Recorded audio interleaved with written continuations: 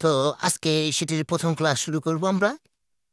তো প্রথমে আমি বলে নেই, আমি আসলে কাজে পারদর্শী, কাজে বিশ্বাসী। কথায় আমি তেমন একটা ভালো বক্তা নই, তাই আমার কথায় যদি কোনো ভুল ত্রুটি হয় বা রিপিট হয় তাহলে ক্ষমা করে দিবেন।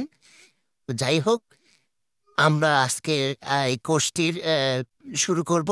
আজকে কোর্সটির বেসিক্যালি আমরা মোবাইলের এবং মোবাইলের প্রাসঙ্গিক প্রত্যেকটা জিনিস নিয়ে খুঁটিনাটি আলোচনা করব, এবং কিছু কোড নেম আছে যেগুলো আপনাদের প্রথমে জানা দরকার, সেগুলো নিয়ে আজকে মূলত আলোচনা করব।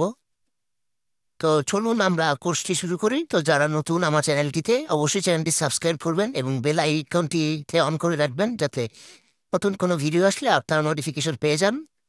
এবং অবশ্যই আপনাদের পরবর্তী ভিডিওগুলো নোটিফিকেশন দরকার, বিকজ এটা হলো প্রথম ক্লাস এবং আমি চেষ্টা করব, কয়টা ক্লাস করব আমি জানি না, তবে যে কয়টা ক্লাসই করি আমি চেষ্টা করবো ওগুলোর ভিতরে আপনাদের একটা বেসিক ধারণা, এবং আশা করি আমার ভিডিওগুলো দেখে আপনারা মোবাইল সার্ভিসিংয়ের উপরে যদি বাসায় প্র্যাকটিস করেন তাহলে মোবাইল সার্ভিসিংটি শিখতে পারবেন।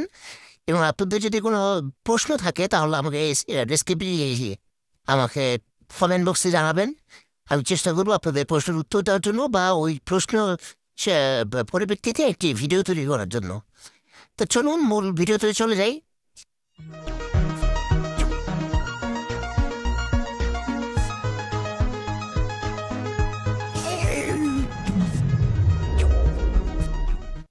তা আজকে আমরা প্রথমে আলোচনা করব যে মোবাইলের যে অপারেটিং সিস্টেম, সেটা নিয়ে। তো সেটা হচ্ছে জিএসএম। তো জিএসএম এর ফুল মিনিংসটা আমি আগে বলে নেই। জিএসএম এর ফুল মিনিংস হচ্ছে global system for mobile communication. তো অ্যাকচুয়ালি মোবাইল কমিউনিকেশনের উপর যে সিস্টেমটা এখন চলছে, আমরা যে মোবাইলে সিম ঢুকাই এবং সিম ঢুকানোর পর আমরা যে এক্সাম্পল গ্রামীণ, বাংলালিংক, এয়ারটেল, এগুলো যে সিস্টেমের উপরে চলে সেটাকে অ্যাকচুয়ালি জিএসএম বলে। তো এটা হলো বর্তমান চলিত এবং প্রচলিত এবং বিশ্বের সব জায়গায় জিএসএম সিস্টেম চলে। একটা জিএসএম সিস্টেমের মোবাইল আপনি যে কোনো ধরেন বাংলাদেশ থেকে একটা মোবাইল কিনেছেন, এটা জিএসএম এর। এই মোবাইলটা আপনি আমেরিকাতে নিয়েও আপনি জিএসএম এর যে কোনো সিম এটার ভেতর ঢুকিয়ে চালাতে পারবেন। কিছু কিছু দেশে কান্ট্রি লক থাকে, সেটা ভিন্ন বিষয়। কিছু কিছু মোবাইল এখন গ্লোবাল করা থাকে, যে কোনো দেশে চালানো যায়। তো যাই হোক, এরপরে আমরা আরেকটা বিষয় নিয়ে কথা বলবো, সেটা হলো সিডিএমএ। সিডিএমএ এর মিনিংস হচ্ছে code division multiple access. Actually CDMA ছিল একটু পুরোনো সিস্টেম, পুরোনো ধাঁচের। আপনি সিডিএম মোবাইলগুলিতে জিএসএম বা অন্য কোনো সিম ইউজ করতে পারবেন না। সিডিএমএ ইউজ করতে পারবেন, সেটা যদি আবার একই কোম্পানির হয়। তো সিডিএমএ ছিল বাংলাদেশে একটা কোম্পানি, সেটার নাম ছিল সিটিসেল। তো সেটা বাংলাদেশে থেকে উঠে গেছে, কারণ সিডিএমএ একটা পুরাতন সিস্টেম, সেটা আধুনিকতার সাথে তাল মিলিয়ে চলতে পারে না। তাই সিডিএমএ এখন ব্যান্ড হয়ে গেছে। তো যাই হোক, এই বিষয়টি নিয়ে বিস্তারিত আলোচনা করে লাভ নেই আমাদের। তো পরবর্তীতে আমরা আরেকটা বিষয় আছে, সেটা জানার আপনাদের যেহেতু জানতে হবে, যেহেতু মোবাইল সার্ভিসিং শিখতে হলে প্রত্যেকটা জিনিস জানা দরকার, এই জন্য আমি বলে রাখছি আপনাদের। আরেকটা সিস্টেম ছিল, সেটা হলো টিডিএমএ। টিডিএম এর ফুল মিনিংস হচ্ছে টাইম ডিভিশন মাল্টিপল অ্যাক্সেস।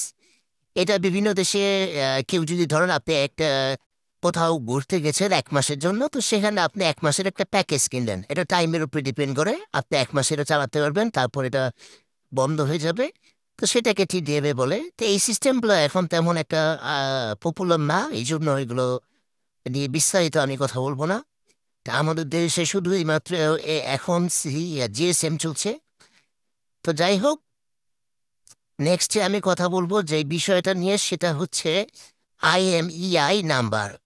তো আইএমইআই নাম্বারটা কি, এটার ফুল মিনিংসটা কি, সেটা সম্বন্ধে আমরা একটু জেনে নেই। আইএমইআই অর্থ হচ্ছে international mobile equipment identity. Actually এটা আমাদের যেমন ন্যাশনাল আইডি কার্ড থাকে, আমাদের প্রত্যেকের একটা পরিচয় থাকে, ঠিক তেমনি আপনার মোবাইলেরও একটা পরিচয় থাকে। অ্যাকচুয়ালি মোবাইলের না, ঠিক একবার সিমের। মোবাইলের যদি 2টা স্লট থাকে তাহলে 2টা আইএমইআই নাম্বার থাকবে, যদি 3টা থাকে 3টা থাকবে। এভাবে একটা সিমের জন্য একটা IMEI number. So IMEI number খুব গুরুত্বপূর্ণ একটা নাম্বার। একটা মোবাইলকে আইএমইআই নাম্বার দিয়ে ট্র্যাক করা যায়, এবং এটা যেহেতু একটা মোবাইলের পরিচিতি নাম্বার, অবশ্যই আইএমইআই নাম্বারের গুরুত্ব অনেক বেশি। তো যাই হোক, আইএমইআই নাম্বার আপনারা কিভাবে চেক করবেন, আপনারা মোবাইলের ডায়াল অপশনে গিয়ে *#06# ক্লিক করলে আপনার IMEI নাম্বারটি আপনাদের স্ক্রিনে দেখতে পাবেন। যে আপনার যদি 2টা নাম্বার থাকে তাহলে 2টা ইস্যু করবে। এভাবে আপনারা IMEI নাম্বার চেক করতে পারবেন। এখন আমরা জানবো সিমের ব্যাপারে। সিমের ফুল মিনিংস হচ্ছে সাবস্ক্রাইবার আইডেন্টিফিকেশন মডিউল। সিম ছাড়া একটি মোবাইল আপনি চালাতে পারবেন না। সিমের গুরুত্ব অপরিসীম। তো সিম বিভিন্ন মোবাইলের প্রকারভেদে বিভিন্ন সাইজের হয়ে থাকে। তো নর্মাল একটা সিম আমাদের যেটা আমাদের কিনলে আমরা একটা সাইজ পাই, ওটা থেকে একটু ছোট হচ্ছে গিয়ে মাইক্রো, তারপর হচ্ছে ন্যানো। এখন প্রত্যেকটা সিমই এরকম সাইজ করা ডিসাইজ করা থাকে। আপনার যেটা প্রয়োজন সেটা আপনি ব্যবহার করতে পারবেন। এবার জানবো আমরা এই সিম কোম্পানিগুলো আপনাকে কোন স্ট্যান্ডার্ডের নেটওয়ার্ক প্রদান করছে। তা আমাদের দেশে সাধারণত 3G আমরা অ্যাভেলেবল পাচ্ছি। তো পরবর্তীতে আরও অনেক আপডেট হবে। তো 3G ফুল মিনিংস হচ্ছে third generation technology standard for cellular network. তো এগুলো বিভিন্ন কোম্পানি আপনাদের মোবাইলের নেটওয়ার্ককে শক্তিশালী করার জন্য আপগ্রেড করে থাকে পর্যায়ক্রমে। এরপরে 4G আসবে, 4G পর 5G আসবে, বিভিন্ন অনেক দেশে 5Gও অ্যাভেলেবল আছে এখন। তো এগুলো আপডেট হলে এগুলো কি হয় মোবাইলে, আসলে এগুলো আপডেট হলে আপনার মোবাইলের কথার যে ভয়েস যে ক্লিয়ারেশন সেটা আপনি অনেক ক্লিয়ার পাবেন। তারপর হতে পারে আপনার নেটওয়ার্কের যে ইন্টারনেট যে স্পিড সেটা অনেক বেড়ে যাবে। তো এইভাবে নেটওয়ার্কের স্পিড, ভয়েস ক্লিয়ারেশন এবং দ্রুত কল কানেকশন এই সব কিছু মিলে আর কি এই আপনার স্ট্যান্ডার্ড কোয়ালিটিটাকে আপগ্রেড করান দামি হচ্ছে 3G, 4G বা 5G। তো এখন আমরা একটি গুরুত্বপূর্ণ ফাংশন নিয়ে কথা বলবো, সেটি হচ্ছে র্যাম। র্যামের ফুল মিনিংস হচ্ছে র্যান্ডম অ্যাক্সেস মেমোরি। র্যাম আপনার মোবাইলের প্রত্যেকটি অ্যাপ্লিকেশনকে সচল রাখার কাজ করে থাকে। র্যাম হল মোবাইলে ডাটা সংরক্ষণের মাধ্যম। র্যাম থেকে যে কোনো ক্রমে ডাটা অ্যাক্সেস করা যায়, এ কারণে একে র্যান্ডম অ্যাক্সেস মেমোরি বলা হয়।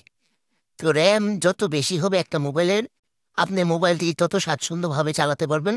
এই জন্য র্যামের প্রতি সবাই মোবাইল কেনার সময় র্যামের প্রতি গুরুত্ব দেওয়া হয়। কারণ র্যাম যত বেশি হবে আপনার র্যামের সাইজ অনুযায়ী আপনি তত বেশি অ্যাপ্লিকেশন ইনস্টল করতে পারবেন এবং আপনার অ্যাপ্লিকেশনগুলো তত ভালোভাবে রান করবে। এই জন্য আপনারা সবসময় র্যামের প্রতি খেয়াল রাখবেন যে মোবাইল কেনার সময় যাতে যত ম্যাক্সিমাম র্যাম কেনা যায় সেই ব্যাপারটা খেয়াল রাখবেন। যাই হোক, পরবর্তীতে আমরা কথা বলবো রোমের ব্যাপারে। তো রোম হচ্ছে অ্যাকচুয়ালি মোবাইলের মেমোরি। আমরা যেখানে ডাটা সংরক্ষণ করে রাখি, পার্মানেন্ট ডাটাগুলো সংরক্ষণ থাকে, সেটাই হলো রোম। তো রোমের ফুল মিনিংস হচ্ছে রিড অনলি মেমোরি। তো রোমের বা আমরা মোবাইলে যখন স্টোরেজ চেক করি আমরা, সেটাতে যেই স্পেসটা দেখায় সেটাই বেসিক্যালি রোমের স্টোরেজ স্পেস। রোমের স্পেস বা রোমের নির্ধারিত আপনার ক্ষমতা। তো সেই জন্য মোবাইলের স্টোরেজে গেলে আমরা এই রোমের কি অবস্থা, রোম কতটুকু আমাদের ব্যবহৃত হয়েছে কতটুকু হয়নি, এটা আমরা মোবাইল থেকে চেক করতে পারবো মোবাইলে ফাংশনের যে।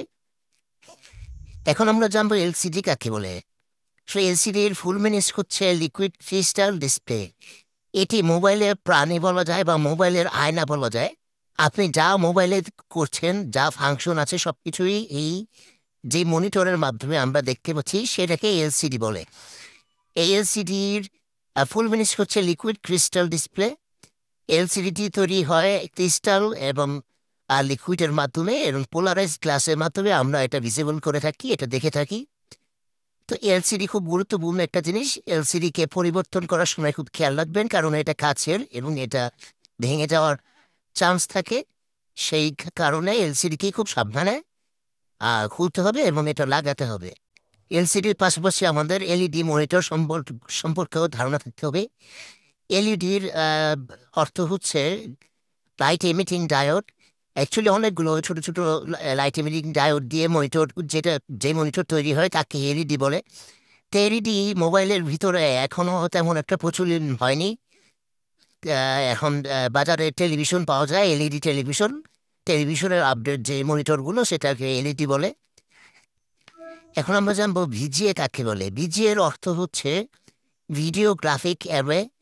এই ভিডিওগ্রাফিক অ্যারে সাধারণত আপনার মনিটরের যে আমরা আমরা দেখে থাকি যেটা ক্লিয়ার বা স্বচ্ছতা সেটার উপরেই ডিপেন্ড করে। তো ডিজি এর পরে পর্যায়ক্রমে আসে মেগাপিক্সেল। তো মেগাপিক্সেল কাকে বলে সেটার সম্বন্ধে বলতে গেলে বলা যায় যে আমরা যে ছবিগুলো দেখি বা প্রত্যেকটা ভিডিও দেখি যে অ্যাপিয়ার হয় আমাদের মনিটরে প্রত্যেকটাই অনেকগুলো পিক্সেলের মাধ্যমে তৈরি হয়। তো এই পিক্সেলগুলো সমন্বয়ে এক একটা মেগাপিক্সেল তৈরি হয়। তো কত পিক্সেলের সমন্বয়ে 1 মেগাপিক্সেল হয় সেটা আমাদের জেনে রাখা দরকার। সেটা হচ্ছে 1 মেগাপিক্সেল সমান সমান 10 লক্ষ পিক্সেল। তো আপনারা বিষয়টা খেয়াল রাখবেন যে 1 মেগাপিক্সেল সমান সমান 10 লক্ষ পিক্সেল মানে 2 মেগাপিক্সেল সমান সমান 20 লক্ষ পিক্সেল। এভাবে যত মেগাপিক্সেল বাড়বে তত পিক্সেলের সংখ্যাও বাড়বে। তো এইটাই হচ্ছে মেগাপিক্সেলের একক বেসিক্যালি। এখন আমরা জানবো এসি ডিসি এবং মিলি অ্যাম্পিয়ারের সম্বন্ধে। তো শুরুতেই আমরা জেনে নেই এসি কারেন্ট কাকে বলে। এসির অর্থ হচ্ছে অল্টারনেটিং কারেন্ট। এসি কারেন্টের নির্দিষ্ট কোনো ডিরেকশন থাকে না, এটা পুরো সবসময় নিজের ডিরেকশন চেঞ্জ করে থাকে। এসি কারেন্ট সাধারণত মিন ফ্যাক্টরি বাসাবাড়ি এবং বিভিন্ন বড় বড় কলকারখানায় ইউজ হয়। তো এসি কারেন্ট অল্টারনেটিং কারেন্ট এটার অন্যতম কারণ হচ্ছে এটা আমরা ডিরেক্ট সোর্স থেকে পাচ্ছি না। আমরা যে 220 ভোল্টটা পাই সেটা আপনার সোর্সে তৈরি হয় 11,000 বেশি ভোল্ট। সেইখান থেকে পর্যায়ক্রমে আমরা ট্রান্সমিটারে আসে 440 ভোল্ট পাই। 440 ভোল্ট হওয়ার পরে আমরা যেটা পাই সেটা হলো বাসাবাড়ির জন্য 220 ভোল্ট এবং কলকারখানায় 440 ভোল্টও ইউজ করা হয়। তো এটা হচ্ছে ডিএসি কারেন্টের বিষয়ে। এবার আমরা কথা বলবো ডিসি কারেন্টের। ডিসি কারেন্ট হচ্ছে ডিরেক্ট একটি কারেন্ট। যে ডিসি কারেন্ট, ডিসি অর্থ হচ্ছে ডিরেক্ট কারেন্ট। তো ডিরেক্ট কারেন্ট বলতে আমরা বুঝি যেটা আপনার একেবারে ডাইরেক্ট সোর্স থেকে যেখানে উৎপন্ন হয় সেখান থেকে আমরা সরাসরি ইউজ করতে পারি এই কারেন্টটাকে। তো ডিসি কারেন্ট সবসময় একমুখী প্রবাহ থাকে, এই জন্য এটা প্লাস মাইনাস থেকে প্লাস দিয়ে ঢুকে মাইনাসে চলে যাবে। তো এটা একটা একমুখী বা দিক নির্দেশনা থাকে। তো ডিসি কারেন্ট আমরা যে মোবাইলের কাজ করবো মোবাইলে আমাদের শুধু ডিসি কারেন্টটাই প্রয়োজন হয়। তো ডিসি কারেন্ট আমরা ব্যাটারি থেকে পেয়ে থাকি এবং আমরা ব্যাটারিকে চার্জ করার জন্য এসি কারেন্টটাকে অল্টারনেট এসি কারেন্টটাকে ডিসি কারেন্টে রূপান্তর করে থাকি বিভিন্ন আইসি বা ডায়োড বা আপনার ট্রানজিস্টরের মাধ্যমে আমরা এসি কারেন্ট থেকে ডিসি কারেন্টে রূপান্তর করে ব্যাটারিটা চার্জ করে থাকি। সেটা করে থাকি আমরা একটা চার্জারের মাধ্যমে। ওই চার্জারের ভিতর আমরা এই সার্কিটটা তৈরি থাকে এবং এটা থেকে এসি টু ডিসি করা যায় করে ভোল্টেজ কমিয়ে তারপর আমরা মোবাইলটাকে চার্জ করে থাকি। তো এগুলো আমরা আপনাকে পর্যায়ক্রমে যেদিন চার্জারের ব্যাপারে বা ব্যাটারির ব্যাপারে কথা বলবো নির্দিষ্ট করে তখন বিস্তারিত জানিয়ে দেব। তো এখন যেটা বলবো সেটা হচ্ছে ব্যাটারির যে এম এ এইচ এটার অর্থ কি। এম এ এইচ এটার অর্থ হচ্ছে গিয়া আপনার মিলি অ্যাম্পিয়ার হাওয়ার। মিলি অ্যাম্পিয়ার হাওয়ার বোঝায় যে একটি ব্যাটারি তার ধারণ ক্ষমতার কতটুকু। তো ধরি আমরা একটি ব্যাটারি যদি 3,000 মিলি এইচ এর হয়, মিলি অ্যাম্পিয়ার আওয়ারের হয়, আর আপনার মোবাইল যদি প্রতি ঘন্টায় 100 মিলি অ্যাম্পিয়ার খরচ করে তাহলে আপনার ওই মোবাইলটি বা খরচ করেন তাহলে আপনার ওই মোবাইলটি আপনার 30 ঘন্টা পর্যন্ত আপনাকে সার্ভিস দিবে। একটা 3,000 মিলি অ্যাম্পিয়ার ব্যাটারি আপনার মোবাইলটি 30,000 ঘন্টা 30 ঘন্টা সার্ভিস দিবে, সরি। তো এইরকম যদি সেটা 5,000 মিলি আওয়ার হয়ে থাকে, মিলি অ্যাম্পিয়ার আওয়ার, তাহলে সেটা আপনাকে 50 ঘন্টা পর্যন্ত সার্ভিস দিতে পারবে যদি আপনি ঘন্টায় 100 মিলি অ্যাম্পিয়ার আওয়ার ইউজ করেন। তো সেটা আপনার ইউজের উপর ডিপেন্ড করে। তো এটা হলো মোবাইলের ব্যাটারির ধারণ ক্ষমতার একক মিলি অ্যাম্পিয়ার। তো এই এম এ এইচ এর আমরা ফুল মিনিংস জানলাম এবং আশা করি এই যে বিষয়গুলো নিয়ে আমি আজকে আলোচনা করেছি সেগুলো আপনারা একটু আস্তে ঠান্ডা মাথায় দেখবেন, কারণ এগুলো খুব ইম্পর্টেন্ট বিষয়। একটা মোবাইল সার্ভিসিং বা যে কোনো কিছু শেখার জন্য তার বেসিক দিকগুলো জানা লাগে। তো এটা একটা মোবাইল সার্ভিসিং কোর্সের বেসিক দিক। তো এরপর আমি আলোচনা করব পর্যায়ক্রমে প্রত্যেকটি আর কি কি প্রয়োজন হয় মোবাইল সার্ভিসিং করার জন্য। তো আমার পাশেই থাকবেন এবং